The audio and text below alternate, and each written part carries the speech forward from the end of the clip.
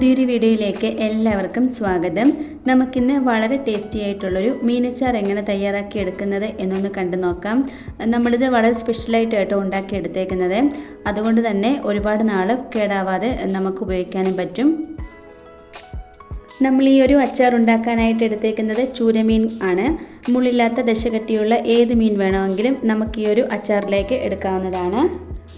ഞാനിവിടെ 1/2 കിലോ ചൂരമീൻ കഴുകി വൃത്തിയാക്കി എടുത്തിട്ടുണ്ട്.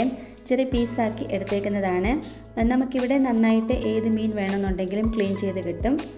നല്ല ഫ്രഷ് ആയിട്ടുള്ള മീൻ തന്നെ കേട്ടോ കിട്ടുന്നത്. ഇനി നമുക്കിതിലേക്ക് മസാലകളൊക്കെ ഒന്ന് പുരട്ടിയെടുക്കാം. 1/2 ടേബിൾ സ്പൂൺ മഞ്ഞൾപ്പൊടി, 1/2 ടേബിൾ സ്പൂൺ കാശ്മീരി മുളക് പൊടി, ആവശ്യത്തിന് ഉപ്പ്, 1/2 table spoon ginger garlic paste. ഈ ഒരു ജിഞ്ചർ ഗാർലിക് പേസ്റ്റ് ഇല്ല എന്നുണ്ടെങ്കിൽ ഇഞ്ചി വെളുത്തുള്ളി ചതച്ച് ചേർത്ത് കൊടുത്താലും മതി. കുറച്ച് കറിവേപ്പില ചേർത്ത് നന്നായിട്ട് ഇതൊന്ന് മിക്സ് ആക്കി എടുക്കണം. ഇത് മിക്സ് ആക്കി കഴിഞ്ഞ് ഫ്രിഡ്ജിൽ 1 മണിക്കൂറെങ്കിലും കുറഞ്ഞത് വെച്ച് കൊടുക്കണം. ഓവർനൈറ്റ് വെച്ച് കൊടുക്കുകയാണെങ്കിൽ അതായിരിക്കും കുറച്ചും കൂടെ നല്ലത്. ഞാനിപ്പോൾ അങ്ങനെയാട്ടോ ചെയ്തേക്കുന്നത്. എന്നാൽ ഈ ഒരു മീൻ കഷ്ണത്തിലേക്ക് നമ്മൾ ചേർത്ത് കൊടുത്തിട്ടുള്ള മസാലകളൊക്കെ നന്നായിട്ടൊന്ന് പിടിച്ച് കിട്ടുകയുള്ളൂ. ഞാനിപ്പോൾ ഇതാ പിറ്റേ ദിവസം ആട്ടോ എടുത്തേക്കുന്നത്. നന്നായിട്ട് തന്നെ നമ്മൾ പുരട്ടി കൊടുത്ത മസാലകളൊക്കെ ഒന്ന് പിടിച്ച് കിട്ടിയിട്ടുണ്ട്. ഇനി ഒരു കടായി അടുപ്പത്തേക്ക് വെച്ച് അതിലേക്ക് ഓയിൽ ഒഴിച്ചു കൊടുക്കാം. നിങ്ങൾക്ക് വേണമെന്നുണ്ടെങ്കിൽ വെളിച്ചെണ്ണ ഒഴിച്ചു കൊടുക്കാവുന്നതാണ്. ഞാനിപ്പോൾ ഇവിടെ റിഫൈൻഡ് ഓയിലാട്ടോ എടുത്തേക്കുന്നത്. ഞാനിപ്പോൾ ഇവിടെ വെളിച്ചെണ്ണ എടുക്കാത്തത് ഇവിടെ തണുപ്പായതുകൊണ്ടാണ്. നമ്മൾ അച്ചാർ ഉണ്ടാക്കി അത് തണുത്തൊക്കെ വരുമ്പോൾ കട്ട പിടിച്ചതുപോലെ ഇരിക്കും വെളിച്ചെണ്ണ എടുത്തു കഴിഞ്ഞാൽ. പിന്നെ നമ്മളത് ചൂടാക്കി വേണം എടുക്കാനായിട്ട്. ഞാനിപ്പോൾ ഇവിടെ വളരെ കുറച്ച് മാത്രമേ ഉണ്ടാക്കുന്നുള്ളൂ. അതുകൊണ്ടാണ് മീൻ കഷ്ണങ്ങളെല്ലാം ഇട്ട് കൊടുത്ത് ഒന്ന് ഫ്രൈ ആക്കി എടുക്കണം. ഒരുപാട് അങ്ങ് ഫ്രൈ ആയി പോവരുത്. ഒരു സോഫ്റ്റ്നെസ് ഉണ്ടാവണം. ഒരു മീഡിയം ഫ്ലെയിമിൽ വെച്ചിട്ട് വേണം ഇത് കുക്ക് ചെയ്തെടുക്കാനായിട്ട്. ഇതുപോലെ വലിയൊരു കടായി ഉണ്ടെങ്കിൽ അതായിരിക്കും കുറച്ചും കൂടെ നല്ലത്. അതാകുമ്പോൾ ഒരുപാട് ഓയിൽ നമ്മൾ ഒഴിച്ചു കൊടുക്കേണ്ട ആവശ്യമില്ല. ഇതിപ്പോൾ ഒരു സൈഡ് നന്നായി ഫ്രൈ ആയി വന്നിട്ടുണ്ട്. നമുക്കിനി ഇതൊന്ന് മറിച്ചിട്ട് കൊടുക്കാം. നമ്മൾ ആദ്യം ഇട്ട് കൊടുത്ത മീൻ കഷ്ണങ്ങളെല്ലാം ഇവിടെ ഫ്രൈ ആയി വന്നിട്ടുണ്ട്. നമുക്കിതെല്ലാം ഇനി ഒന്ന് കോരി മാറ്റാം. ഇനി നമുക്ക് ബാക്കിയുള്ളതും കൂടെ ഇതുപോലെ ഒന്ന് ഫ്രൈ ആക്കി എടുക്കാം. നാട്ടിൽ നിന്നും നേരത്തെ വരുന്ന സമയത്തെ അത് നമ്മൾ ജമ്മു കാശ്മീരിലായിരുന്നു കേട്ടോ. അവിടെ ഈ കടൽ മീനൊന്നും കിട്ടത്തില്ല. അവിടുത്തെ സൈസിലുള്ള പുഴമീൻ മാത്രമാണ് കിട്ടിക്കൊണ്ടിരുന്നത്. ഇതുപോലെ നാട്ടിൽ നിന്ന് അച്ചാറിട്ട് തന്നുവിടും. ഒരു കേടും വരില്ല കേട്ടോ. ഒരുപാട് നാൾ നമുക്കിത് യൂസ് ചെയ്യാനും പറ്റും. നമ്മൾ മീനൊക്കെ വറുത്ത് കോരിയിട്ടുള്ള ആ ഒരു എണ്ണയിലേക്ക് തന്നെ 1 ടേബിൾ സ്പൂൺ അളവിൽ കടുക് ഇട്ട് കൊടുക്കാം. 1/2 ടേബിൾ സ്പൂൺ അളവിൽ തന്നെ ഉലുവ ഇട്ട് കൊടുക്കുന്നുണ്ട്. ഇനി ഒരു 4-5 വറ്റൽമുളകും കൂടെ ഇട്ട് കൊടുക്കുന്നുണ്ട്. ഈ ഒരു വറ്റൽമുളക് വേണ്ടായെങ്കിൽ പച്ചമുളക് ചെറുതായി അരിഞ്ഞതും കൂടെ ചേർത്ത് കൊടുക്കാവുന്നതാണ്. ഇനി നമുക്ക് ഇഞ്ചിയും വെളുത്തുള്ളിയും കൂടെ ചേർത്ത് കൊടുക്കണം. പേസ്റ്റ് വേണമെന്നുണ്ടെങ്കിൽ അങ്ങനെ ചേർത്ത് കൊടുക്കാം. പക്ഷേ ഇതുപോലെ ചേർത്ത് കൊടുക്കുന്ന കേട്ടോ കുറച്ചും കൂടെ നല്ലത്.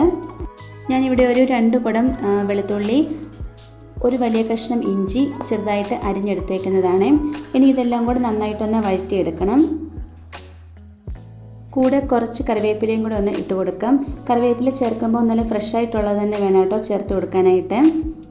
ഇനി ഇതെല്ലാം കൂടെ നന്നായിട്ടൊന്ന് വഴറ്റി ഒന്ന് കളർ മാറി വന്ന് കഴിയുമ്പോൾ നമുക്കിതിലേക്ക് മുളക് പൊടിയൊക്കെ ഒന്ന് ചേർത്ത് കൊടുക്കാം. ഞാനിവിടെ 2.5 ടേബിൾ സ്പൂൺ കാശ്മീരി മുളക് പൊടിയാട്ടോ എടുത്തേക്കുന്നത്. 1 ടേബിൾ സ്പൂൺ അളവിൽ തന്നെ മഞ്ഞൾപ്പൊടിയും കൂടെ എടുത്തിട്ടുണ്ട്. ഇനി ഇതെല്ലാം ഒന്ന് ഇട്ട് കൊടുത്ത് നന്നായിട്ട് ഇതൊന്ന് മിക്സ് ആക്കി എടുക്കണം. ഒന്ന് കളർ മാറി വന്ന് കഴിയുമ്പോൾ നമുക്കിതിലേക്ക് വിനാഗിരി ഒന്ന് ചേർത്ത് കൊടുക്കാം. ഞാനിവിടെ 250 ml കപ്പിൽ 1/2 കപ്പ് അളവിൽ വിനാഗിരി എടുത്തിട്ടുണ്ട്. അതൊന്ന് ഒഴിച്ചു കൊടുക്കാം.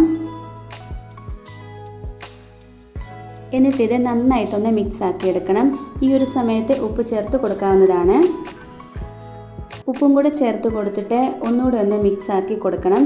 ഇതിന് ഒരു തിള വന്ന് കഴിയുമ്പോൾ നമ്മൾ നേരത്തെ വറുത്ത് മാറ്റി വെച്ചിട്ടുള്ള മീൻ കഷ്ണങ്ങൾ ഇട്ട് കൊടുത്ത് നന്നായിട്ട് ഇതൊന്ന് മിക്സ് ആക്കി കൊടുക്കണം.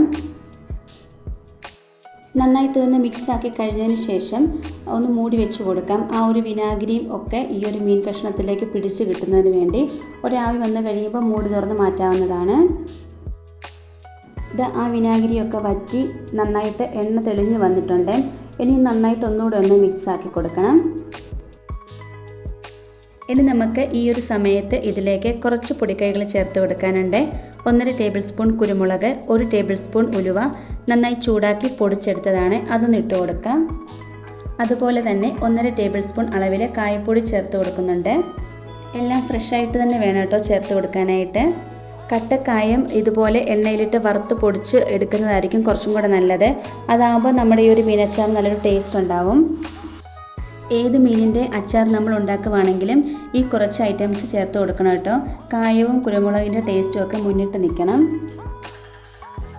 പിറ്റേ ദിവസം എടുക്കുമ്പോഴാട്ടോ ടേസ്റ്റ് കൂടുതലുണ്ടാവുക. ഇതിപ്പോൾ നന്നായിട്ട് ചൂടാറിയിട്ടുണ്ട്. തണുത്ത് വന്നതിന് ശേഷം ഒന്നുകൂടി ഒന്ന് ഡ്രൈ ആയി കിട്ടിയിട്ടുണ്ട്. ഇനി നമുക്കിത് എയർ ടൈറ്റായിട്ടുള്ള കണ്ടെയ്നറിൽ ഇട്ട് വെക്കാം. ഇതാ നമ്മുടെ വളരെ രുചികരമായിട്ടുള്ള മീനച്ചാർ ഇവിടെ റെഡി ആയിട്ടുണ്ട്. എത്ര നാൾ വേണമെങ്കിലും കേടാകാതിരിക്കാൻ പറ്റുന്ന നല്ല അടിപൊളി മീനച്ചാറിൻ്റെ റെസിപ്പിയാണ്. ഇനി ചൂരമീനോ അല്ലെങ്കിൽ വേറെ ഏതെങ്കിലും മീൻ കിട്ടുമ്പോൾ ഇതുപോലെ ഒന്ന് ഉണ്ടാക്കി നോക്കണേ. ഇന്നത്തെ നമ്മുടെ ഈ റെസിപ്പി എല്ലാവർക്കും ഇഷ്ടമായി കാണുമെന്ന് വിചാരിക്കുന്നു. ഇഷ്ടമായിട്ടുണ്ടെങ്കിൽ ലൈക്കും കമൻറ്റും സബ്സ്ക്രൈബും ഒന്നും ചെയ്യാൻ മറന്നു പോരുതേ. അടുത്ത വീഡിയോയിൽ കാണാം. താങ്ക്